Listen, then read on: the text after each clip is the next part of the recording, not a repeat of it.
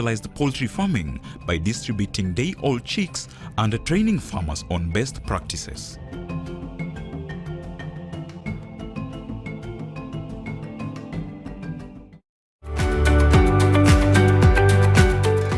Of having cancer is worse than actually having the disease itself. How did you take that? What shocked me most was having a colostomy. So I think having a colostomy gave me a better place to just accept the fact that it's cancer. Is it possible to actually have this kind of cancer and you don't have the risk factor in terms of the genetics? It's true.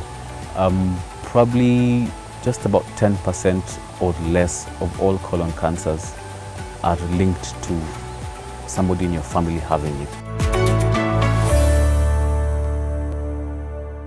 With Lipa na M-Pesa, you get more.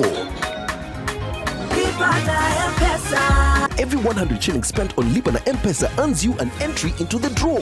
Do more with Lipa na M-Pesa.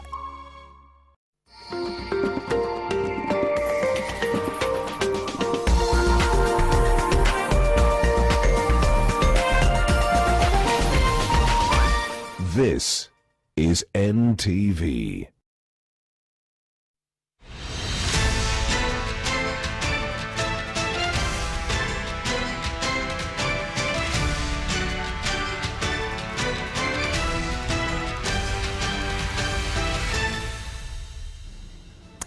Good evening, welcome to Press Pass. My name is Mark Masai and this is what we have lined up tonight. Such kind of rumors about Chinese military to kill those patients who got the coronavirus is totally, I think is above my common consensus. 300 people dead from the new strain coronavirus and flights still coming in from China. Is Kenya really safe? Hili ni jambo mimi ningeomba. Vile serikali inafanya katika kampeni ya BBI. Hivyo ifanye katika kampeni ya coronavirus. What do you understand from the novel coronavirus or COVID-19 virus that you've seen in the reportage over the last few weeks?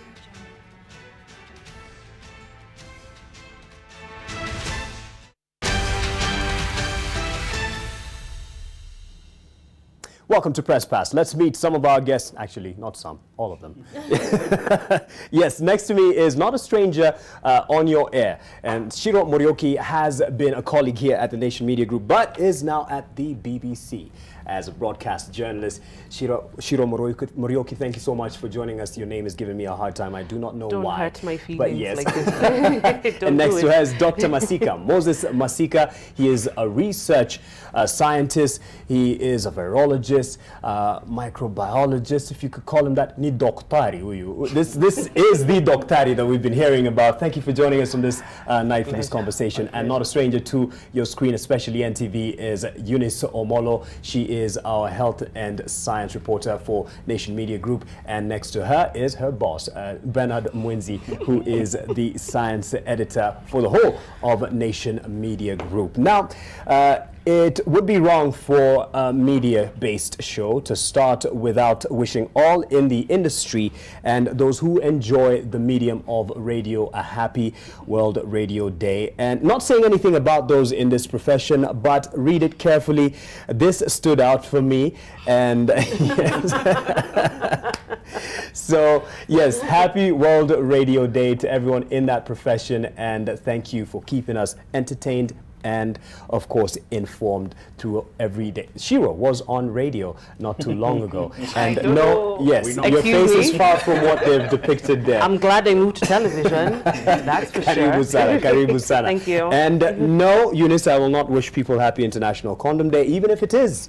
It is something I will wish them at the very end of this, because it comes right before Valentine's Day, and something that the ladies are looking for and all the men are going for the men's conference. Thank you very much. So yes, let's get down to serious business now. And We want to know what your understanding is of the new strain coronavirus, and this is all from the reportage that you've been following. And thanks to our correspondents from different counties, they asked people what they understood coronavirus is. And of course, since the first case, the outbreak in late December in Wuhan city, it has grown to be, catastrophic proportions. Over 1,300 people have been killed from this particular virus, and this is especially in China. There's been over 60,000 cases confirmed so far. 6,000 people have been cleared of the same, but yes, that number, 1,300. One person dead is one too many, but so far over 1,300 people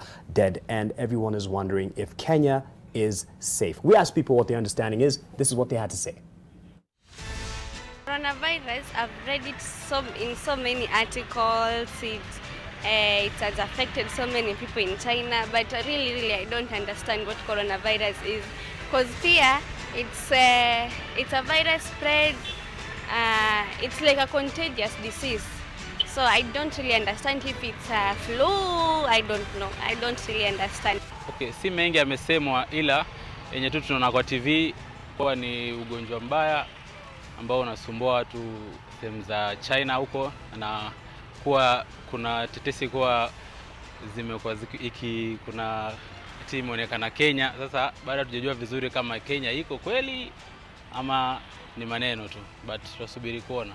I've heard about coronavirus affecting the Chinese citizens, and it is caused by virus infection, and it's spread through airborne and through contacts, and it also can be spread through personal to personal contact. Coronavirus ni ugonjwa ambao unasambaa katika hewa, ambao ukishika mtu mmoja definitely utashika watu wengine, na siwezi kutamani ufike Kenya kwa sababu sidhani kama tunaweza control kama China wanavyojitahidi kuweka katika shinikizo zao.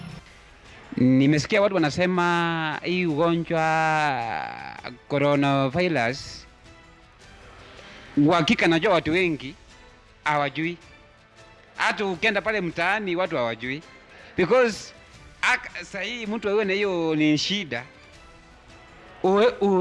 huwezi kuwaambia kama ako na hiyo ni shida, sababu ningeomba ni serikali watuletee, tuseme kama madaktari wakuje watuelezee vile wanaonekana, tunaweza pata mtu ako na hiyo ni ugonjwa na ujui.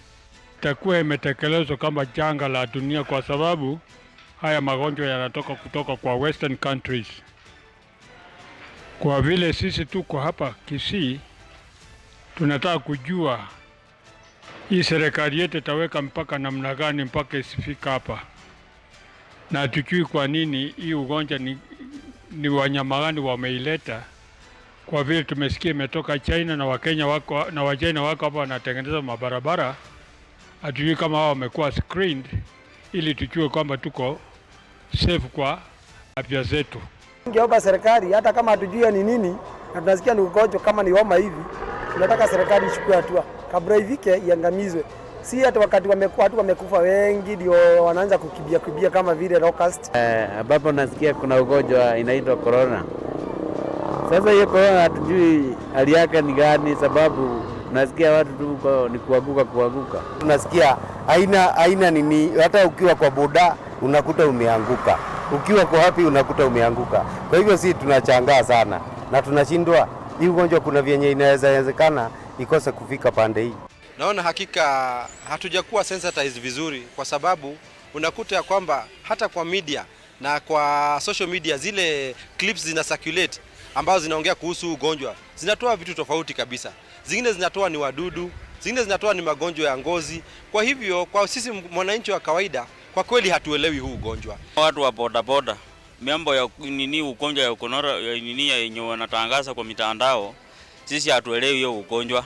Kuna hii swala la coronavirus ambayo tumelisikia ni jina mpya limekuja, ambao ni virus, ugonjwa ambao unapata watu kigafla ambao ni airborne.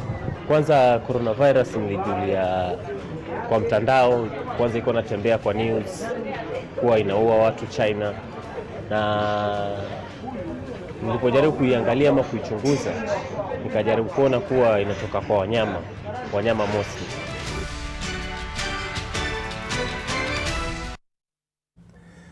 That's what Kenyans have had to say from different parts of the country. Mwenzi, as head of the science desk here at the Nation Media Group, do you feel we've failed in our job to create awareness around this issue?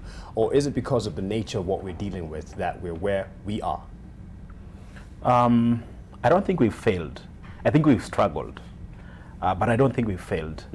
Because if you listen to what the people on the streets are saying, people from various parts of the country are saying, they are aware that we have this mess that we are struggling with. Yes. They are aware that we have a virus in our midst that we don't know how to deal with in the first place. I think the problem has been that the flow of information, especially at the expert level and at the government level, has been lacking. We as journalists have tried our best to tell this story. We've contacted government agencies. We've done our own background research into these things. We've talked to students as far as China who are stranded there. Yes. We've tried to bring this story closer home and to paint a picture about what is happening around the world. Now, for a story that is happening hundreds of thousands of kilometers away, and we've not yet, managed to isolate a particular case here so that we can really pinpoint and go directly and say this is the story that we are going to focus on, it's a bit challenging. It's a bit challenging, but it still has to be told. So we haven't failed, but we are struggling. Eunice? I think we've tried as much as we could to tell the story of coronavirus or COVID-19. However, as Mwins has just stated, getting the flow of information, because most of the time we had to rely on regurgitated statements from, some of the experts and mostly the Ministry of Health. It's just the same old template. There's nothing new.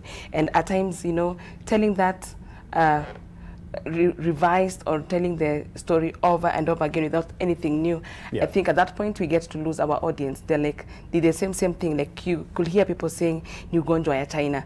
And I think the connection between the Ministry of Health and the journalists to try and make it seem important or look important to Kenyans, that one has not really come out properly. Then another thing in terms of health per se, health is a devolved function. And as the sound bites were from the different counties. Initially, the Ministry of Health had stated that they're in communication with various heads of health in different counties. Every county. It ended there. What next?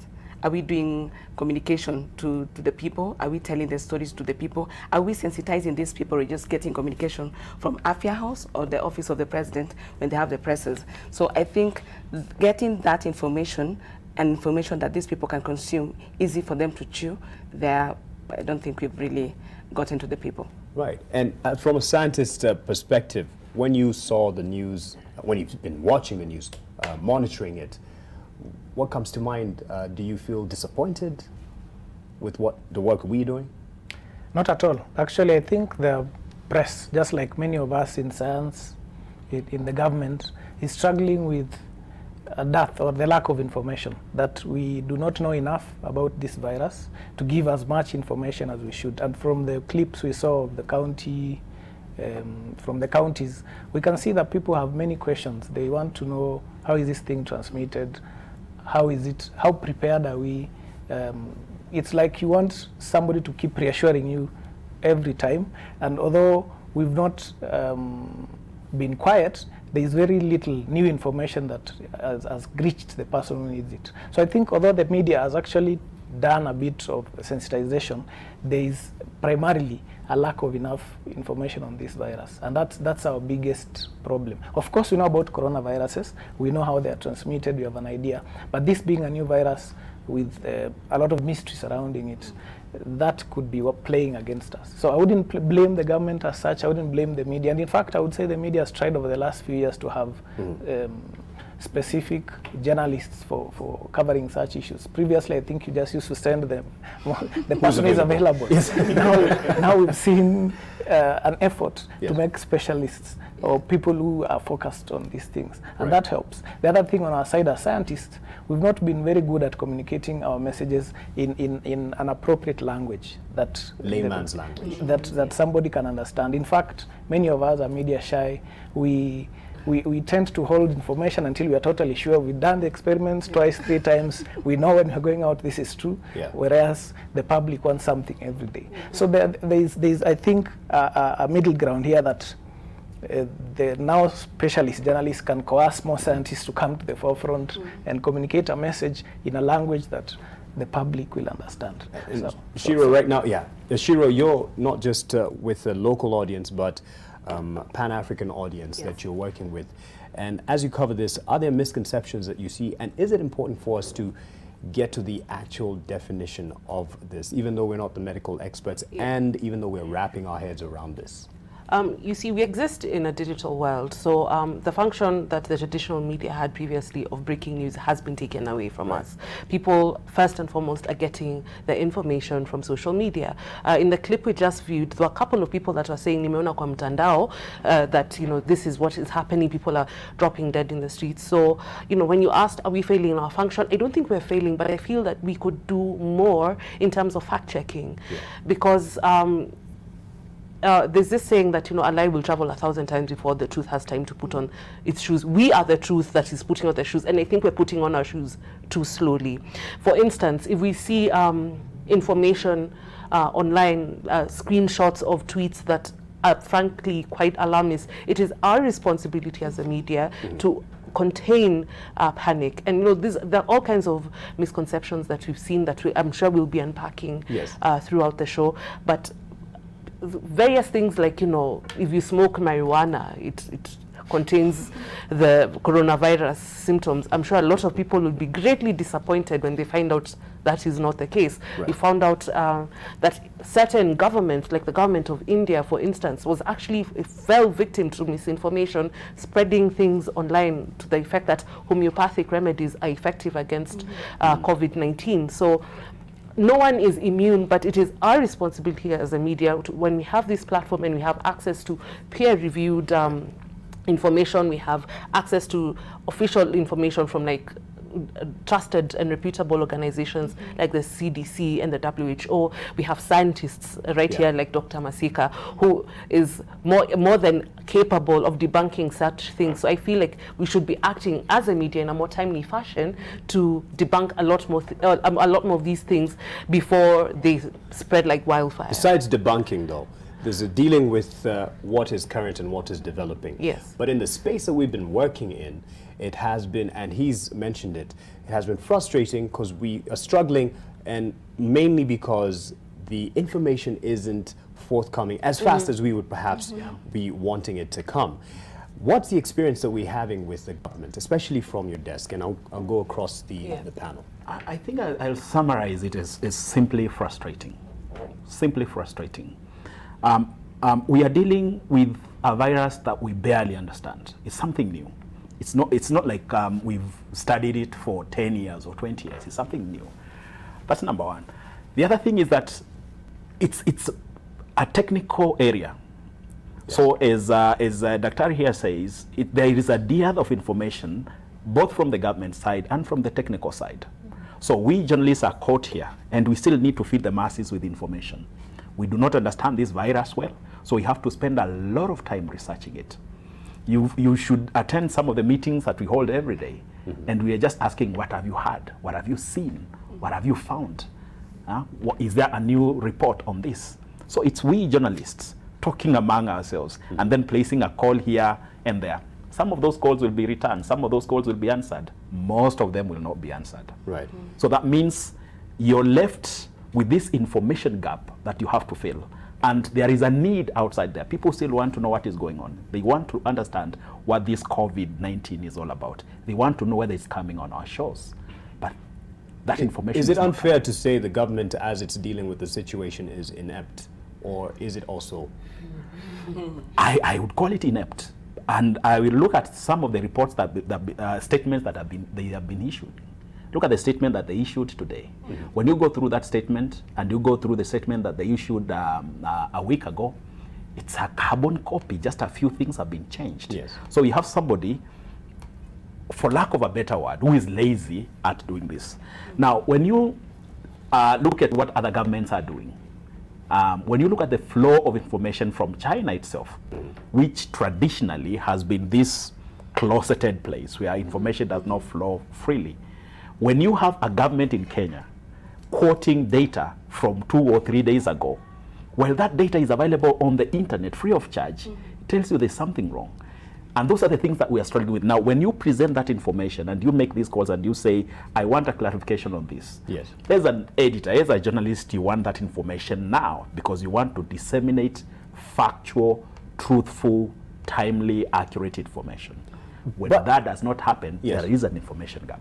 So inept in some aspects, but honest really, because initially when we talked about a case being detected here in Kenya, and they talked about having sent samples to South Africa, we're not in a business to create a panic, but if they are telling the Kenyans that we've sent it to South Africa for testing, and we found out, what did you find out later after that?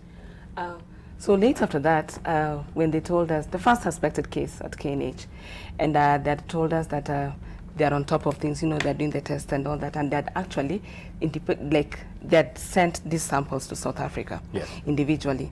So we later came to find out that South Africa was not accepting individual samples, samples from individual countries. So it needed the intervention of, for example, WHO, so that these samples can be accepted. So you see, there was a bit of lack of transparency from the government, and one thing this really affected us in terms of reporting. The reporting was, are we really ready? Are they really telling us the truth? Did we really send the samples to South Africa if South Africa said no? But then later on, we had to now talk to WHO, which explained that we had to intervene in this case so that these samples can be taken. But you see, the information that the ministry gave us was a bit half-cooked, and we didn't really get the right story to tell because they were not transparent with the information that they were telling us.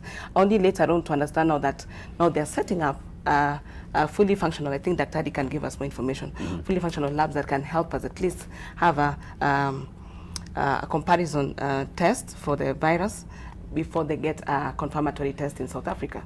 Yes. And Dr. are we impatient and in some ways being ignorant when we have so much expectation of the government and question them on such, tedious processes of getting back to us with information, with the process that you understand that it takes to, clear these samples?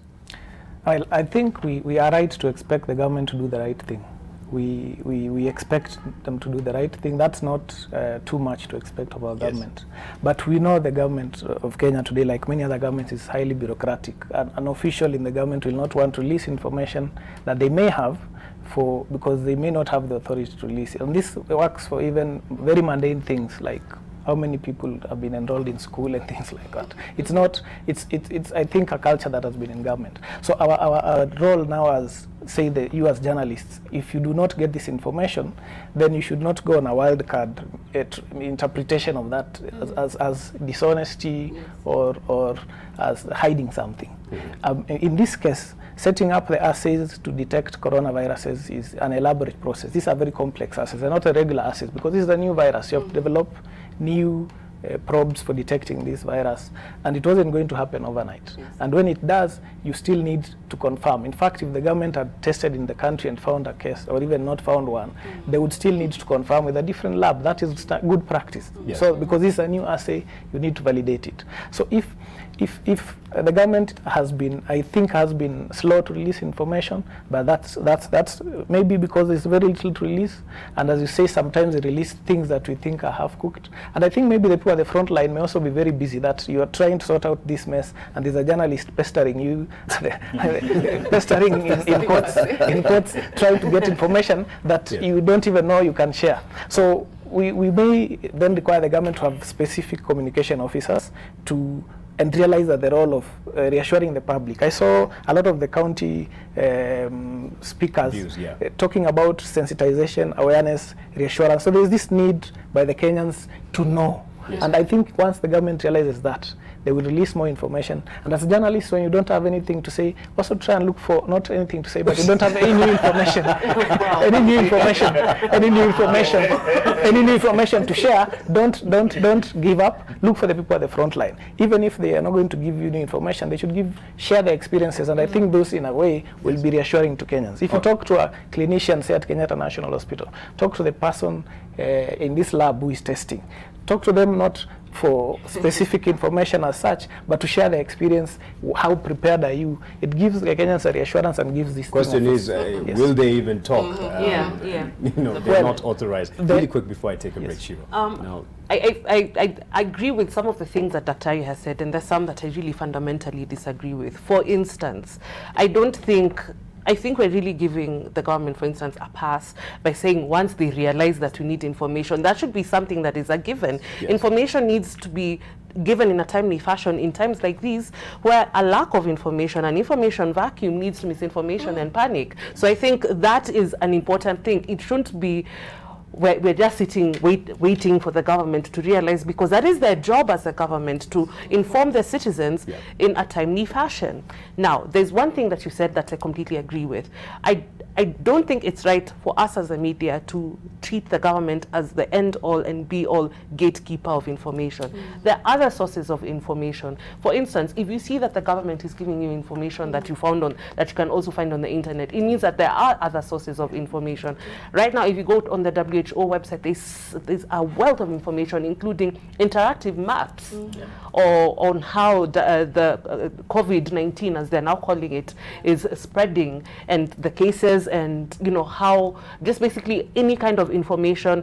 There's a lot of scientists that you can get online. People have had it from my experience, stories that I've worked on. You can email people and then email you back.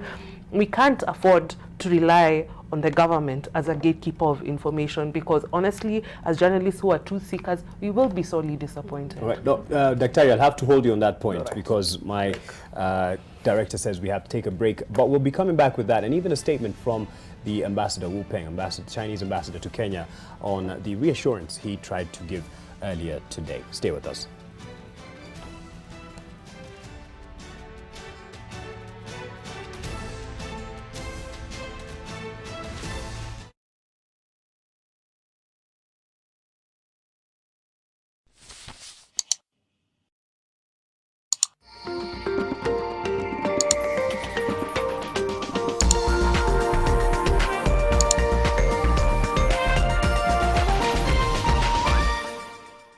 Just move into the weekend where there's something for everyone. For relationship, financial, and travel information, grab the Saturday Magazine. For trendy farming practices and the latest in agricultural technology, read Seeds of Gold every Saturday. Get your gossip and entertainment news in The Buzz every Sunday. For updates on lifestyle hacks, read Lifestyle every Sunday. To keep your child entertained, get Young Nation every Sunday, covering your needs.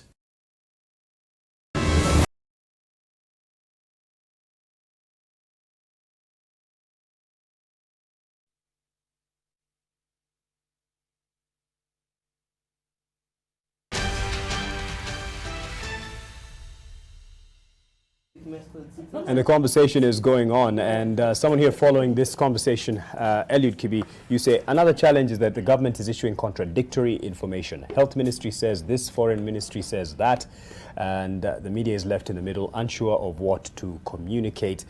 And we can go with the figures that we have had on a day-to-day basis. We have a different figure from WHO, from the Chinese government, and from our Ministry of Health.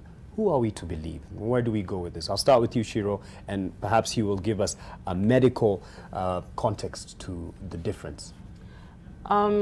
Because of how reticent governments have historically been, I wouldn't necessarily trust them as a 100% credible source of information. Honestly, as a journalist, I'd start with the WHO, because I don't think there's any vested interest to either you know, exaggerate the numbers or make them smaller than they really are. So in terms of sources of information, not only the WHO, there's the CDC, there's also the African CDC that was also a really great source of information during the Ebola outbreak that's happening right now in the DRC and happened 5 years ago in Western Africa. So there's a lot of scientific resources that are available to us. But honestly, I'd go to all those resources before I trusted the government as a credible How do you read, before Daktari gives us an understanding, how do you read it? Is it a lie that we're being lied to when you, and we see this every time she shares the figures, she is mad because of, you know, the varied numbers that we get. Do you read it as lies from the government? Well, there's this slogan, spread facts, not fears. That is the slogan that WHO has been, you know, tweeting a whole lot the past few days. First and foremost, as she said, as a reporter, I have an independent mind. Rule number one, most of the time, I don't trust the government first. Until I verify my information first, then I can give the information. Because going by the statement, for example, I'll go back to my government. Going by the statement that we were given today, dated 13th, my government was stating the numbers at 41,000.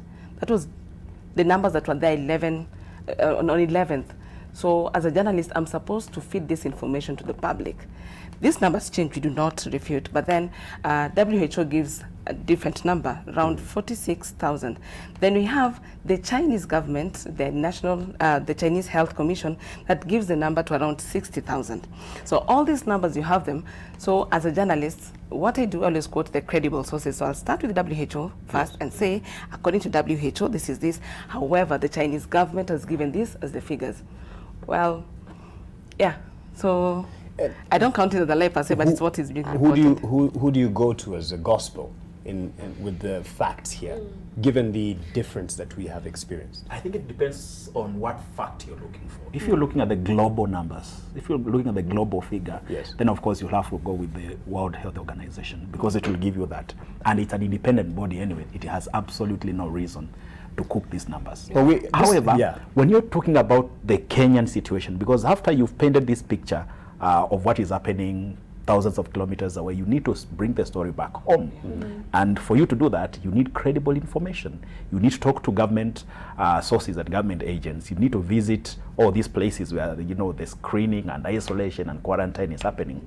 Now, when you do not have a government source or a government document that you can trust, it becomes a problem because you still have to quote the government. Lindsay, what are we telling the Kenyans? So what you will say is, don't trust your government when it comes to no. Because the statements, it's quite strong to say, the journalists on the panel have said, I do not trust the government. I didn't go as far as to say that. I honestly just said that the other sources I would take as more credible than the government.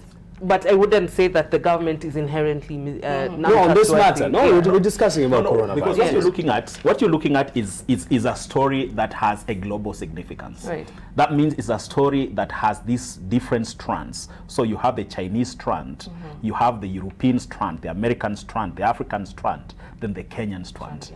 So for me to tell the story of the Kenyan strand well, it means I need to have accurate information from the government and from the technical specialists who are dealing with this. Now the question you're asking me is whether I trust the information that the government is giving me.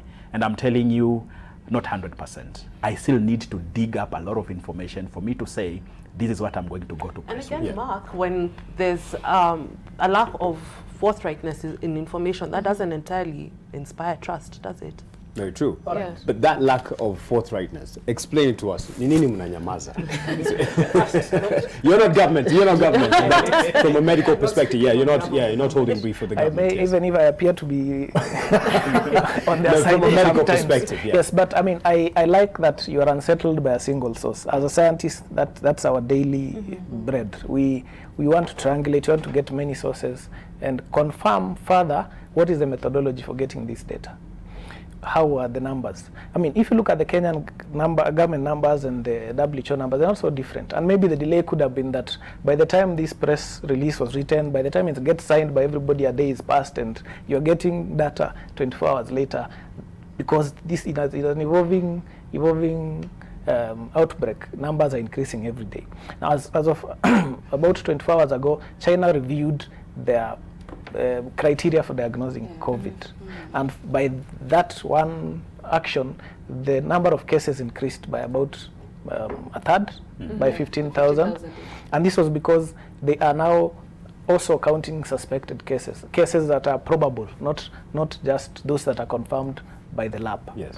And these numbers have to be communicated to WHO through some channels. WHO has a global network through which they receive these numbers. They will not just pick them from the internet. So maybe that is a gap also that takes time to communicate. And before we condemn China, we need to know that although we've had problems with their history, that in the past, like in 2002, we had SARS, which they took a while to share information. This time around, they've actually been quite fast. The outbreak is thought to have started in mid-December. By 31st December, they had communicated to the world. Now, take in consideration, in Guinea in 2013, it took 3 months to report Ebola, to even detect Ebola. So they actually have some credit due to them. And so we shouldn't just condemn them because of their history. I think they have really tried, and they now have actually a national surveillance system that helps them detect this and share that information with the world. So the data coming in differently should cause suspicion, but rather than condemning, seek for understanding first. Why are these numbers different? And then you can quote the one that you think is most appropriate. Okay. May I come in? When this epidemic first broke out, the Chinese were actually not giving the world the proper, correct information about what was happening until the US and the WHO told them, if you do not do this, if you do not tell people what is happening, if you do not open your hospitals and your processes to scrutiny, then you are going to declare this a global pandemic. And then they did. Now, ask yourself, why is it that the Chinese government just this week fired 2 officials? The doctors who first came up with information that they're saying that there is a virus and we need to deal with it were fired by the Chinese government. So there, it was this. It appeared to be an attempt to not reveal what was happening. It appeared to be an attempt to just close the borders, close the flow information, and ensure that nobody knows what is happening there. And people are talking about effect on trade. People are talking about effect on tourism. But we as journalists are talking about effect on lives. So the Chinese government has not been really forthright, as Daktari is saying, about this. And even up to now, there are people in China, government officials, our students in China, who are not going to talk about this because they fear the repercussions that will come if they open about it. That's true that we've had delays in communication. And I think I'm not, as I said, holding brief for them. But if you have a new infection, you need to confirm certain things before you communicate. If today the Kenya government found a positive case, they will not jump to the media first. They are going to take more measures to say, is this really, are we sure about this? Because of what you say, economic impact. Actually, the biggest problem with this virus is not the loss of life. We have things that are killing many more people. We're talking about 1,300 deaths from the COVID-19 over the last 1 month. Influenza has killed the same number today. So the economic impact is what causes a problem. SARS in 2002 caused estimated loss of about 60 or 40 billion USD thereabouts.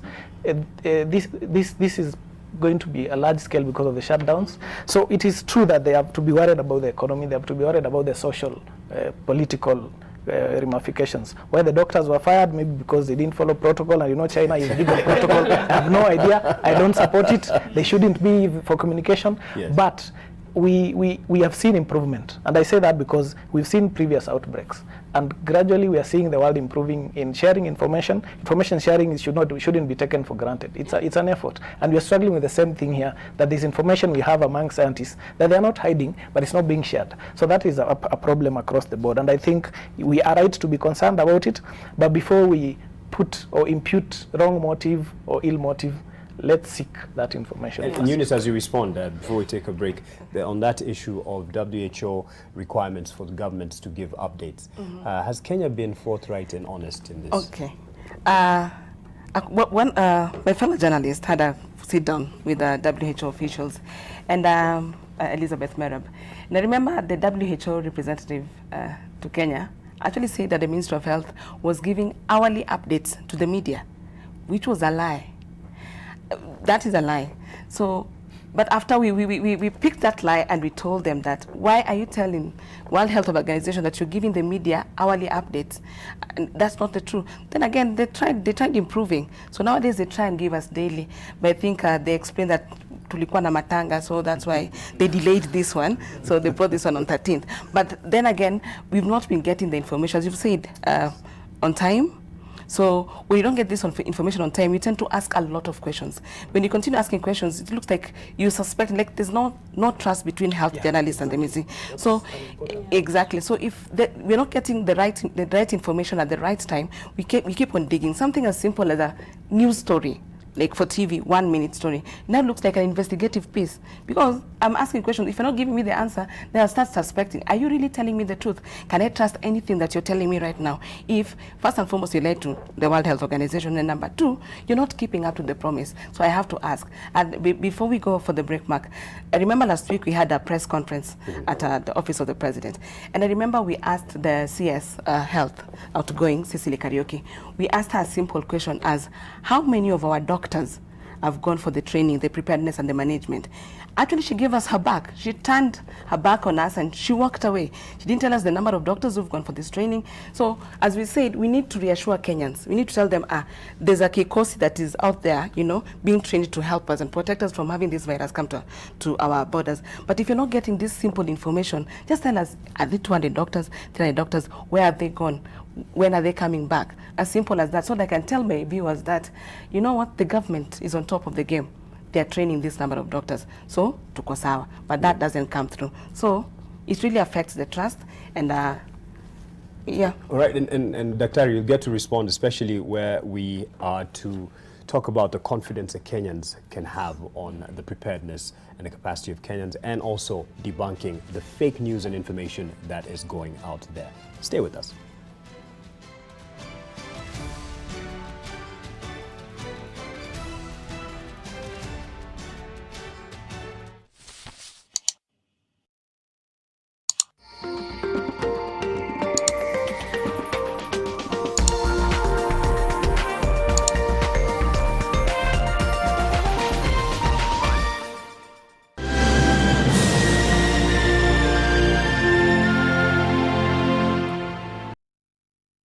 Get an 8-acre plot at Kenya shillings 150,000 for cash buyers or 175,000 for installment buyers. Welcome to our open day on 15th February 2020.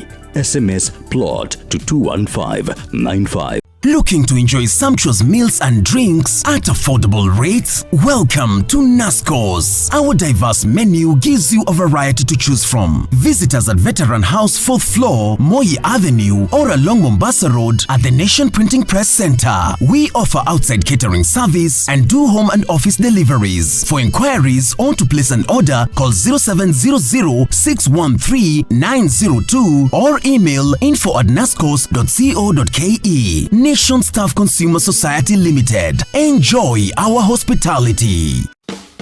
The blind man told police officers, afade mimi sijawahi ona bangi maisha yangu yote. Hizo ma award zikafanya watu waanze kuimbia award badala waimbe the word. Mimi mkinichagua mtaona miujiza. Anajifanya siku hizi. Kibia mara moja. Naogopa Mwenyezi Mungu na uji moto peke yake. Hiyo si bangi. We are the town trotters, and this week we are in Kawangware, baby. #TeenRepublic NTV. And of course, you're going to be hanging out with the dopest trio on your TV screens. That is DJ Bash, Martin Kimathi, and myself, Tracy Wanjura. And other than that, you have a hot lineup of the best celebrities. And we're going to be speaking to an incredible artist. His name is John Barza. Make sure to tune in for that #TeenRepublic NTV every single Saturday from 11 a.m. to 1 p.m. Keep it NTV. Teen Republic in association with Fanta.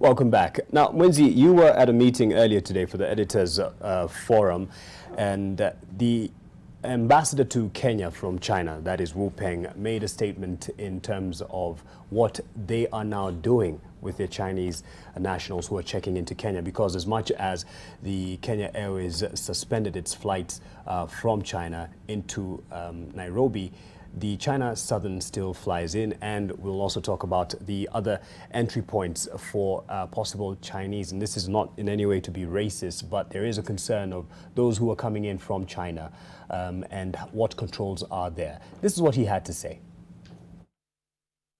Such kind of rumors about Chinese military to kill those patients who got the coronavirus is totally, I think, is above my common consensus.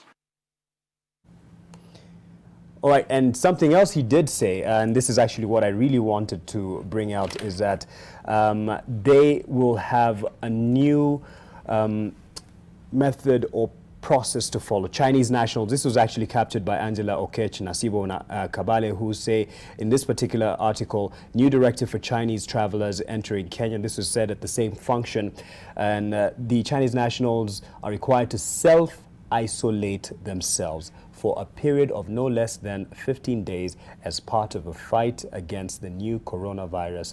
And this is said by Mr. Wu Peng, Ambassador Wu Peng. From a medical perspective, does this inspire confidence? What is self-isolation? Yes, I mean, there are different levels of putting people or containing people who are in different levels of infection. You can be isolated, say if you are already suspected to be infected at that point, and say you're in hospital, we can put you in a room where you're alone and we attend to you. You can be quarantined if you're exposed. So like the people say who have been to Wuhan or Hubei and we think they have been exposed to the virus. Self-isolation is, say today I suspect Mwinzi has measles and I know I'm not immune to measles. I go back home. I have been exposed. I'm not sick, I'm not showing any symptoms, but I want to protect my loved ones, I want to protect the people I'm living with. I can choose to live in my bedroom, of course, with little interaction with everyone else in the house, not going to work. If I'm a teacher like myself, I don't want to expose my students. So you are minimizing your interaction with people, so that if you are sick, it's not like you are sick, you confirm to be sick. At this point, you're not confirmed to be sick. You just suspect that because I was exposed, I might be. So instead of taking the risk, you minimize your interaction with others. If you're using utensils in the house, you have your own set, keep washing your hands. You can even wear a mask to protect others. The others don't need to wear the mask because that doesn't really help them. But you are taking the risk, taking the measures to reduce the risk to others just in case you are sick. But if you are sick, that's not self-isolation. You don't need self-isolation. You need the proper isolation in a facility where you can be attended to, because you actually might need the hospital. So self-isolation is for those people who may have been exposed for one reason or another and are not showing any symptoms. So they are low risk, likely to have be infected, but because of caution, what the law has liked to call abundance of caution, to protect others, they take those measures. And does this inspire confidence from a medical perspective on our protection? For me, it does, but the question is, does it happen? So is Mark today able to tell the boss that from the studio yesterday, I think I've been exposed to this bug, I cannot come to work? We've had a cough for the last 1 week and still coming to work every day. So it may have challenges in practice, but if for somebody who really cares about the people around you, it shouldn't be too difficult. Of course, it's hard, but it shouldn't be impossible. Sure. I feel that the Chinese ambassador did what he could, because again, he's an ambassador in another sovereign territory, so he can only give certain directives to Chinese nationals coming in. He's not in a position to enforce them. He's just suggesting, like, if you feel you might have been exposed, like what Dr. has just explained, what self-isolation is. Now, this is where the Kenyan government comes in. What is the screening procedure like at the airport? Because again, just because someone is not showing immediate symptoms doesn't mean that they're okay. Yes. So we need that show of confidence, even though, because the reason why misinformation thrives, it thrives in an atmosphere of silence and a lack of information. Yes. So if we were to see, even though it was footage of what the screening process is like, because I've had colleagues coming in from outside and literally all they were asked is to show their yellow fever cards. And you come... This is recently. Quite recently. And I cannot fault the Chinese ambassador. He does not have the power to enforce certain things.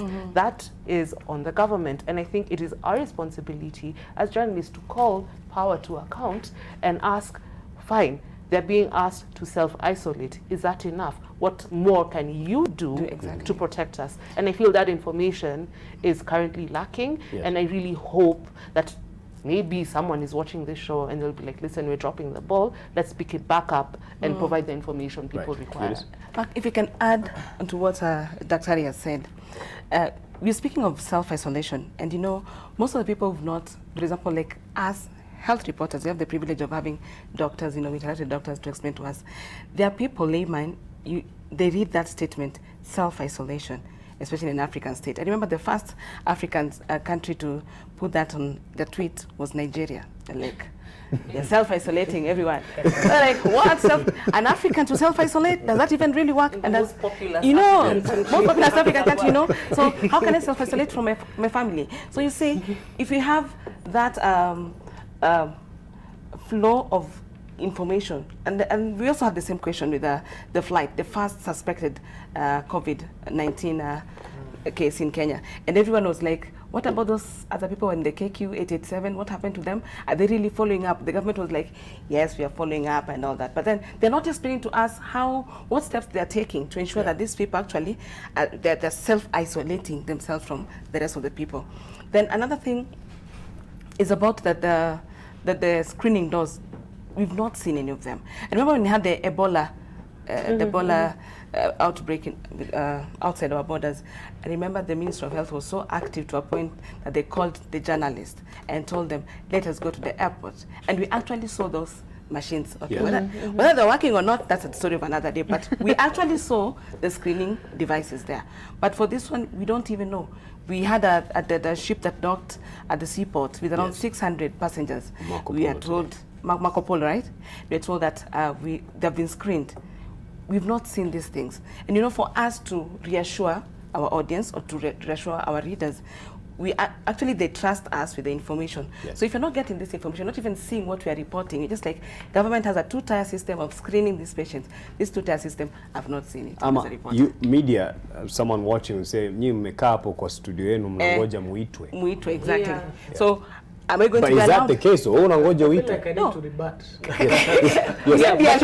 But you're not holding brief again. Not holding brief. Just to put things in perspective. I like showing the other side of the coin. If you are speaking what I'm saying, I'll probably now be saying the same thing you are. But the interventions you take need to be commensurate with the risk. Okay. I don't know how many people traveling from China come into Kenya every day. I don't know. Daily flights. But if you look at, I'm sure there are not more than 10,000. If you look at the risk, the number of people infected in China is about 60,000 amongst 1.3 billion. That translates to about 1 in 26,000. Yes. So that's a very small risk, practically. If you look at the deaths that people are worried about, out of the 60,000 who've been infected, it's about 2% who have died. Previously, SARS was killing a much bigger proportion. MERS-CoV, which was in 2012 transmitted from camels in the Middle East, was killing much higher, actually, about a third. So if you look at the risk, the interventions need to be commensurate. You don't, as we say, respond to a mosquito bite with a hammer. And that is why you see the measures being taken are measured. It's not, you could say self-isolation with reporting, and the reporting could be initiated by, say, contact tracing. Like, for example, if people come in and you suspect they've been exposed, you have no reason, they're low risk, no reason to say they're sick. You could actually keep tabs on them, get their contacts, and call them on a daily basis, see if they develop any symptoms. I don't know if the government is doing that, but that could be done when the risk reaches that level. So we should also watch out. Remember in 2014 when there was Ebola outbreak in West Africa, there were Kenyans in Asia who were stigmatized. Yes, because you can imagine you're coming from Kenya, the outbreak is I don't know how many thousands of kilometers in West Africa.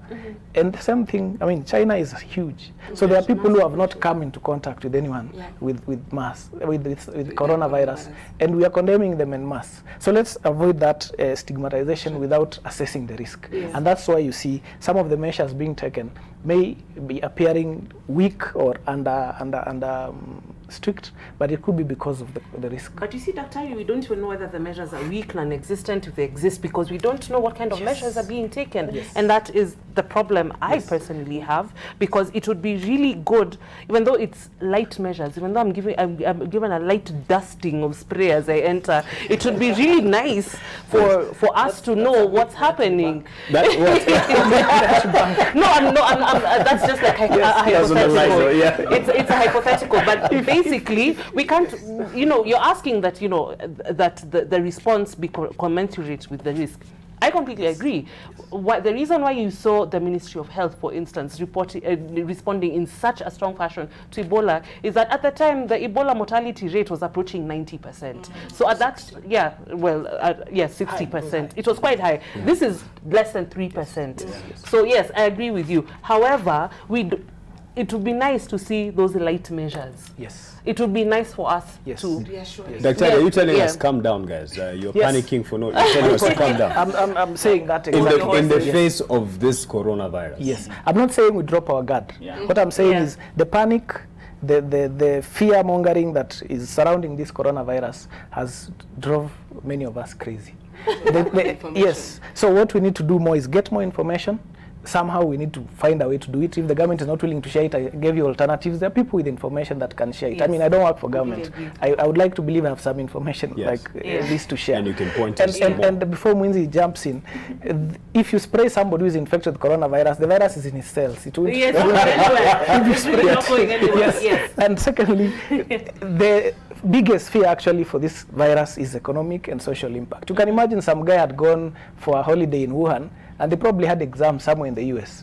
They can't go to do those exams. Maybe those who are quite important, they've missed income. So that is the biggest impact that this virus is going to have. In terms of health, we have bigger problems that I don't know why you guys are not concerned about as well, that are killing more people. No, but so you can be concerned about more than one thing at a time.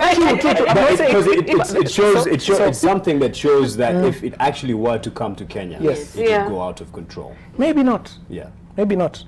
And I say this because what we've seen outside China is if there are new cases outside China, but there are not many. There's not a lot of transmission outside China from man to man. So that's, as I say, the risk with this virus is not fully understood, but it's not as high as we want to believe. So that's, calm down. That's what we're being told. I want to draw your attention to something almost magical that has happened. In the middle of all this conversation and all this madness about coronavirus and all that, we have a technical expert here who's telling us, guys, assess the risk first. Now, we do not have the capacity to do that. But you notice that when he starts talking and he says, before you go and start fear-mongering and all this, assess the risk. Now, when you have a technical expert giving you information and guiding you and telling you, this is the way you can do this story, but most importantly, ensure that you do not go overboard in reporting this story. That sort of tends to calm the temperatures and the nerves and all that, and so you are able to approach this story from an informed perspective. Now, what has been lacking in this conversation about coronavirus is what Daktari has brought to this table. Exactly. The expert perspective on it, as opposed to we journalists, jacks of all trades and masters of none. We're not scientists, we're not virologists. Exactly, exactly. But I think it's quite important, and I'm sure the viewer at home is looking at this and saying, there's something that we did not understand there. Because for me, if I were to go to the government and ask them, could you please tell me what is the risk level? Yes. What is the risk level? Are we at risk? On a scale of 0 to 9 or 1 to 10, where are we?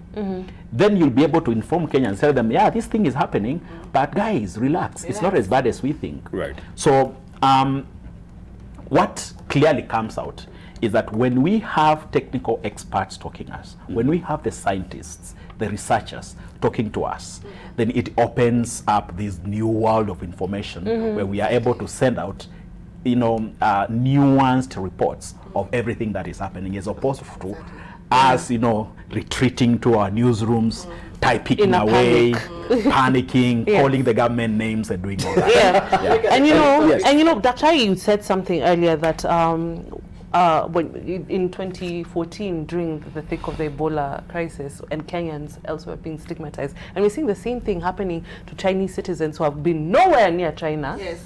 They live elsewhere. They're French-speaking Chinese, French people of Chinese extraction who are being stigmatized. And why do you think that is? Ignorance. And why does ignorance exist? Because of lack of information. And on that, which you'd say we have done. But information. Can we take blame for the fear mongering? From the discussions I've seen today, you are at a very high level of suspicion. And easy to condemn. So that's part of the fear. Yes, and to that issue about the rumors and misinformation, there's Shiro, what you do on actually a weekly basis is you fact check and you try to find the facts from all the murk that is out there. Yes. And in fact, for the episode that's meant to be airing as soon as we end this show, that is BBC Africa's Fact Finder, this is a snippet of what you can expect. Let's just play that.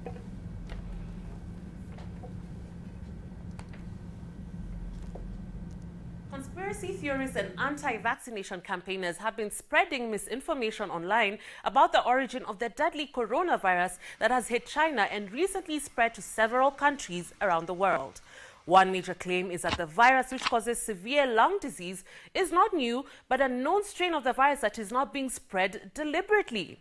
Twitter users shared links to a patent filed in England in 2015 that talks about developing a weakened version of coronavirus for potential use as a vaccine. The users went on to suggest that the current outbreak has somehow been deliberately planned and manufactured to attract funding for the development of a vaccine. In fact, these conspiracies are based on patents relating to existing strains that are part of the wider coronavirus family but have nothing to do with the strain currently spreading in China. The fact-checking website Snopes said that this patent is in fact for the avian infectious bronchitis, a previous virus of the coronavirus family that infects poultry. Now, according to social media monitor CrowdTangle, the same link to patent documentation that was shared has appeared in over 260 posts on Facebook, mainly in anti-vaccination and conspiracy groups. Similarly, another patent that has been shared on social media as alleged proof that the coronavirus currently spreading is old, in fact concerns SARS, a member of the wider coronavirus family. SARS killed 774 of the 8,098 people infected in an outbreak that started in China in 2002. Fact-checkers from Snopes say that the apparent confusion with the patents stems from the use of the simple word coronavirus on its own when describing the current outbreak. Coronavirus is a name for a broad family of viruses, including the particular strain currently known as 2019 nCoV that has caused the latest outbreak and has not been seen previously in humans. And that's courtesy of the BBC. And I have a stamp of approval. But what are some of the misconceptions that you've seen out there about this coronavirus that you can charge the media to go out and bust? Yes, I think that would be the perfect role that you guys can play in, because this information is out there, we cannot ignore it. There are some ridiculous things that are laughable, but if you ignore it and laugh at them, they will continue to misinform. And we've seen people talking about lab-designed virus meant to control the population in China. The same thing we've been hearing about HIV for a long time. We've seen patent or business-driven claims of motive, that people had drugs to sell or vaccines to sell. We've seen interventions, very crude interventions proposed, like shooting gas chambers and things like that. I mean, it's almost ridiculous, but you cannot ignore it. So those are the things we need to actually now counter and say, this is what China is doing as an intervention. These are the available safe vaccines, and recognize that all of us here have probably been infected with the coronavirus, because coronaviruses are the second most common cause of common colds. You have almost definitely been infected with one. But coronavirus infects so many other hosts. Bats, camels, cattle, bats, rodents, everything. And these are animals that we are interacting with closely. In fact, now in Nairobi and everywhere we have bats living with us. Yes. Camels, interestingly, are now the most rapidly expanding, what is it called, animal being kept in our part of the Horn of Africa. Why? Maybe climate change. We have dryness, and people are now having camels as far down south as Voi. So because of this, does that mean we're likely to have more zoonotic yes. diseases? So this means we need to have this One Health approach, which means we look at the environment, we look at the animals we are living with, or the animals we interact with, the animals in the wild, and look at humans. We cannot just look at human health alone. And that means we put more funding. Unfortunately, we've had very little funding from the government on research. We have an improvement over the last 2-3 years, but it needs to be much more so that we can do surveillance. If China did not have ongoing surveillance, they would not have detected this virus within the 2 weeks. As I've given you an example of a 3-month delay. So there are many myths to bust, and you can only bust them if you counter them with information. Don't believe them, don't spread them. Shira, then. Yes. One thing that we've noticed when we are researching this story is that there's honest misinformation where people innocently share things, and I'm talking to the people who sent as received on WhatsApp. Those are the biggest culprits are spreading misinformation, and not just on coronavirus. I've seen all kinds of frankly harmful things being touted as medical remedies for various conditions. And then there's a more sinister side to it. For instance, the 1980s, there were claims that because it was in the thick of the Cold War, that there were Soviet actors, bad faith actors, that were spreading disinformation that HIV was a lab-created thing to wipe out the African population. And even now we are seeing various forms of disinformation designed to deliberately mislead and cause fear. And we have to be really careful as journalists. For instance, when we look at like what I said in my piece, which we'll see more of after the Fact Finder. I have to do a shameless plug. Fact Finder on the BBC coming right after Press Pass. As soon as we're done. As soon as we're done. So one of the things that people have done, and I think it's mostly innocently, is talk about the current outbreak as coronavirus. And because of that, people have gone digging because, there's panic. And of course, when people are panicked, the one thing they want to do is try and scramble for whatever kind of information they can. People went digging and they found existing patents of coronavirus and I think it would have been really important for we as the media to point out that it's a large family. It's like if you look at the bacteria staphylococcus, they're all different kinds of staphylococcus. So if I say there's a staphylococcus outbreak and people say, oh my God, you're going to die, and not knowing that you probably had a staph infection if you've ever had a boil. So those are things that I feel that you could have done more of. And when the doctor says that there's been an element of fear-mongering, I feel that we do stand accused because Mark, I will have to call you out a bit. You called it a catastrophic outbreak at the beginning of the show. Yes. It's far from a catastrophe. It is a matter of concern. The WHO has actually said, listen, this is something we need to watch. However, it's really, even things like language, the language we use to report about these things. It is an epidemic. It's an epidemic, but it's far from being a pandemic. So these are things, the words that we use, even the tone that we use to report, that is really important in kind of diffusing the sort of fear and panic that we're seeing. And then even now, in diffusing the fear and panic will also reduce the amount of ignorance we are seeing.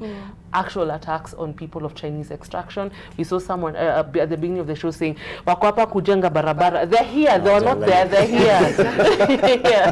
So Eunice, real quick. I agree with Daktari. There's been a lot of fear mongering, especially from a section of the main media. And it has also. I remember the first day when we were reporting this story. Actually, I think I was off social media for a while. So I was called, like, there's this story. And in fact, I hear there are people in Kiambu. There's some 2 Chinese in Kiambu. And I was so disappointed. I saw some major media houses that ran with the story. And it was already like 3 suspected cases. You know, we have 2 Chinese people and from there. And I think from that moment, the fear-mongering caused a lot of xenophobic issues. And recently, we even had a story on Naivasha. Yes. People, you know, there's some panic and a Chinese coughed in a restaurant.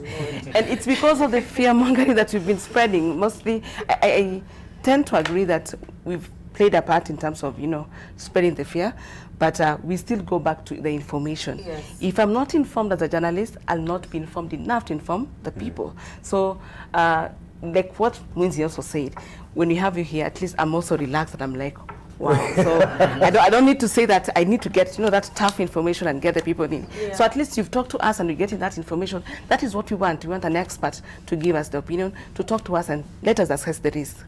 No? Right. Yeah. Right.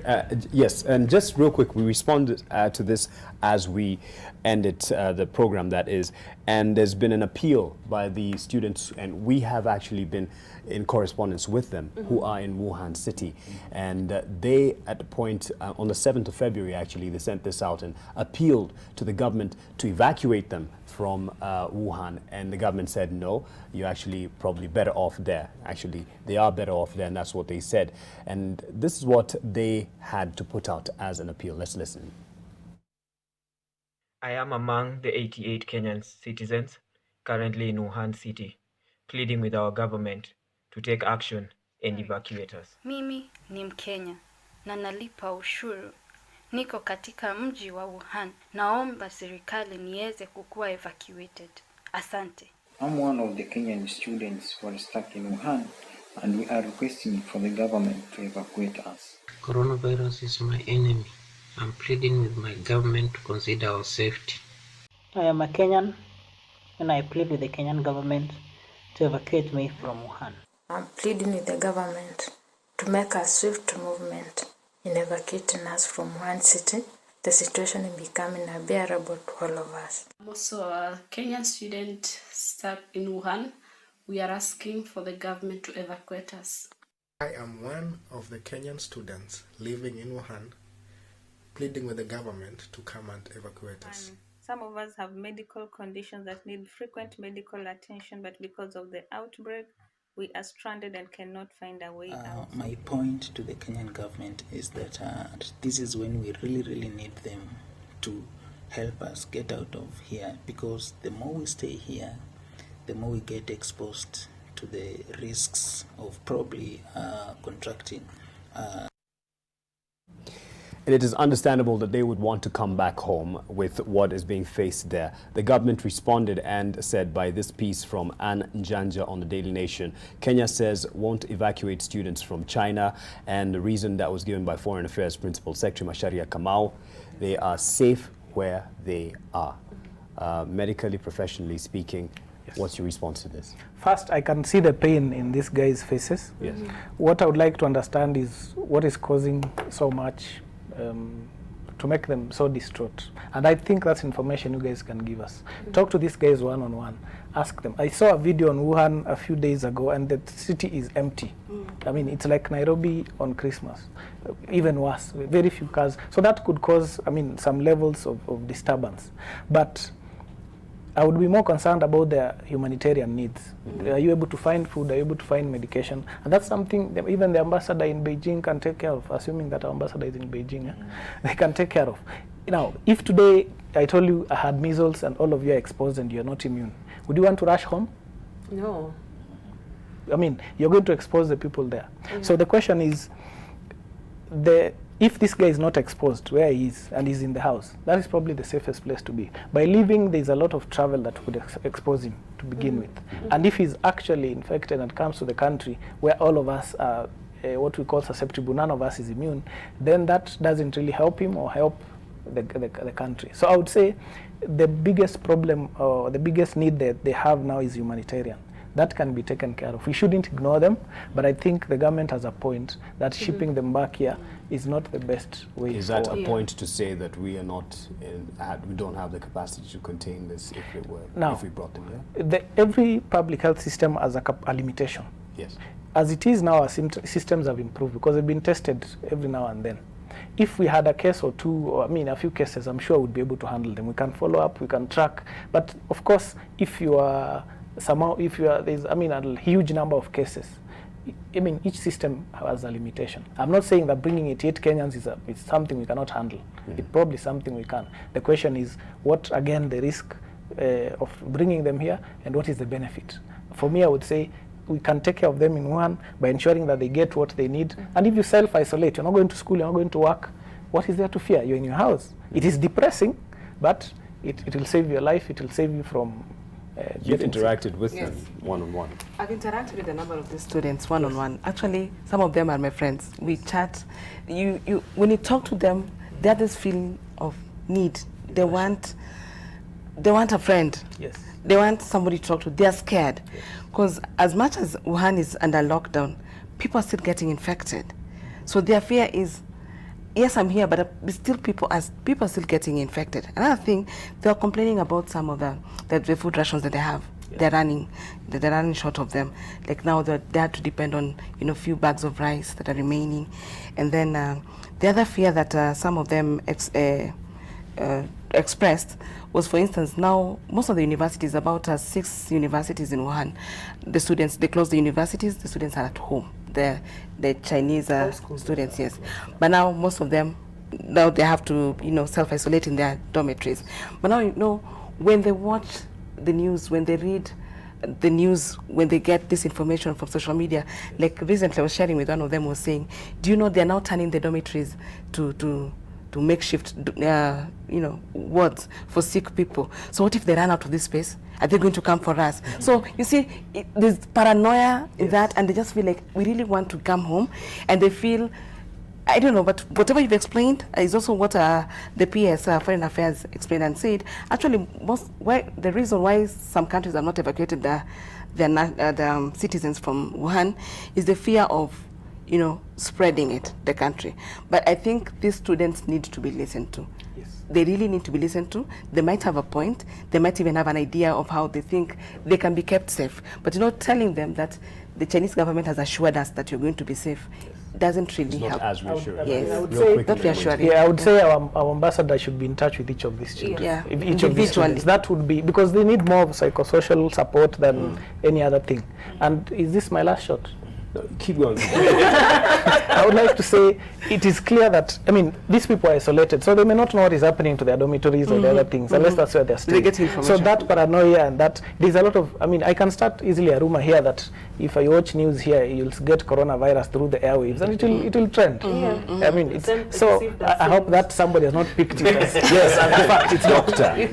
Yes. So, and you keep saying about information. It's good you went out of your way to collect that information. Yeah. I would also like to highlight that as you seek this information, government is not a single source. We agreed here that it's no longer the mainstream media that shares information. There are many sources. There are many reliable sources of information. Create a relationship with them, whether it's your Google, create a relationship with scientists. At Kavi Institute of Clinical Research, where I work, we have regular journal club meetings, and we invite people to come in. Yeah. Come interact with scientists, see how we interpret our findings, see how we communicate them. Yes. Take it up from there and take it to the public. It's very easy to get this information out if you're looking for it. It's difficult to find it, but for you guys it's easy to communicate it, as it's much easier than for us than it is for us. Yeah. Because and this is what I said at the beginning of the show, that we cannot expect the government to be the be an end-all gatekeeper of information, because you will be disappointed. And there are very many other sources of information that are credible, that are up to date. So if we go that route, it will be a lot easier for even the government to step up, because we are a step ahead of them. So it will actually, I think, put a fire in their belly, because they do not also want to be rendered redundant. Yes. Thank you. That was a very hard sentence for me to say. Yes. Yes. Right. And as you respond, this Eddie Moss tweeted, Mark, we are stuck in Wuhan and situation is becoming much worse. Our government has forsaken the students here. How about your station do a diligent report on the true situation here? Many governments have come for their citizens, but only African countries have told us deuces. What's our duty here? It's interesting that you're bringing this up now. I think about a week ago we talked to one of the students there and actually asked him to write for the Daily Nation, and he brought up issues about all these other countries evacuating their students and saying, why are we stuck here? Are you talking to the government? Are you talking to the ministry? There is a sense of panic there, but I also understand the government. It's caught between a rock and a hard place. Do you ignore these people and be accused of ignoring them, or do you bring them here and run the risk of infecting the local population? Now, today during the meeting with the Chinese ambassador, we asked that question: what is happening to the Kenyan students in Wuhan? And he said the Chinese embassy here is in constant contact with them. Now, I don't know whether that is true, but he said we are in constant communication with them. We are addressing their needs. We are, supplying them with food and medical aid and whatever they need. I agree. I don't think it's right now to bring them home. I think it's a bit too late. And in any case, Wuhan is under lockdown. No one can go in, no one can leave. So you have to understand this from that perspective. I think the most important thing now is for the government to take care of the situation as it is now. Take care of its people where they are, ensure that they do not lack anything. There's something else I also want to say. I don't want to get to a point where I do not listen to the government. I also don't want to get to a point where I do not trust it or I ignore it, because I am the link between the government and the population.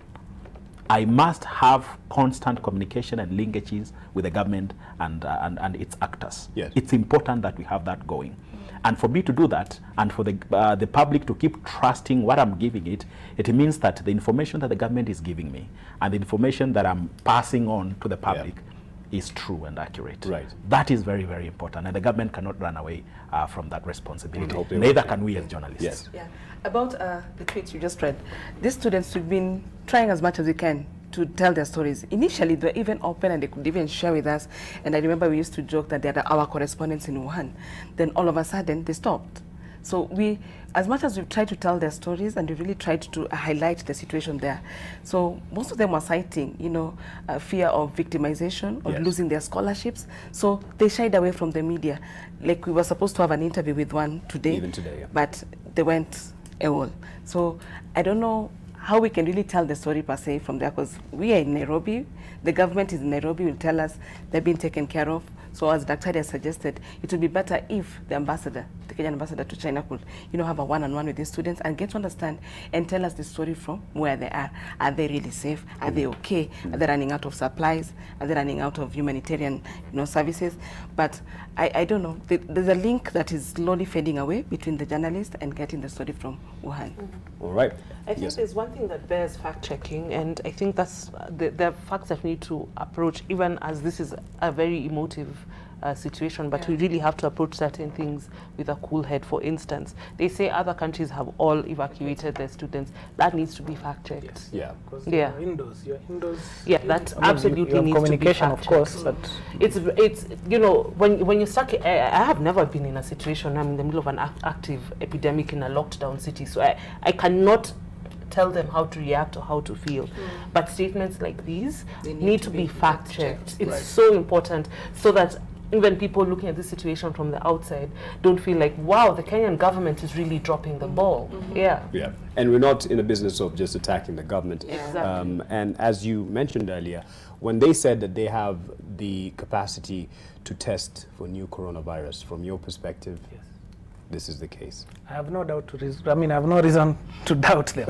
I from my inquiries, I think they do. And I think that's true because, as I said, it took some time to set it up, but I think now we are ready to go. And it's as a government, I don't see why they would say they have the capacity and they don't. Because they are not working in a military camp. They're working with other Kenyans. I mean, people like me, people like you, who would easily leak this information to you and tell you this is a lie. So I think there is ability now to test. Okay. There's also ability to treat these people because it's mostly supportive. So the only thing, as I said, is our limitations is with numbers. Like any system in the world, if you're overwhelmed by numbers, of course you would crumble. But as it is now, I think if you had 2, 3, 4 cases coming in, I'm not saying it should be able to handle it because there is a better system now than it was before because of the current, the recent threats of yellow fever, Ebola, cholera, and what have you. But kazi kwetu wanasema influenza is something bigger that we should actually be focusing on. I mean, there've been massive outbreaks. In the early 20th century, it killed how many million people? 50 million people. Twice Yeah. the number who died from World War I. Yes. So to see panic. No. All right. As Daktari says, we calm down. Calm down. All right. And on that note, I'd like to thank you all for your time. And ladies, enjoy Valentine's Wanaume Tukutane Men's Conference. We will be there.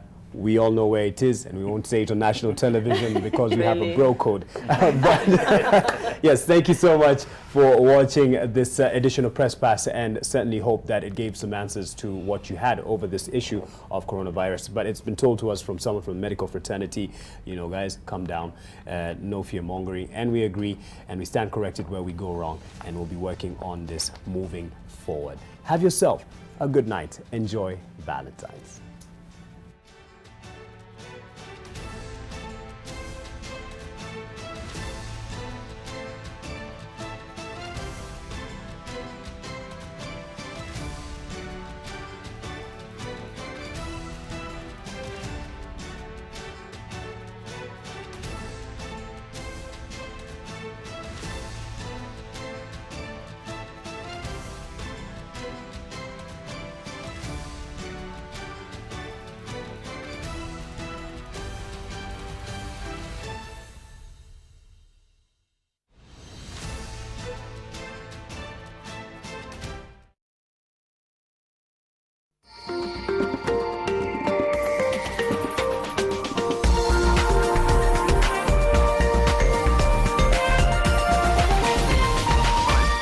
This is NTV.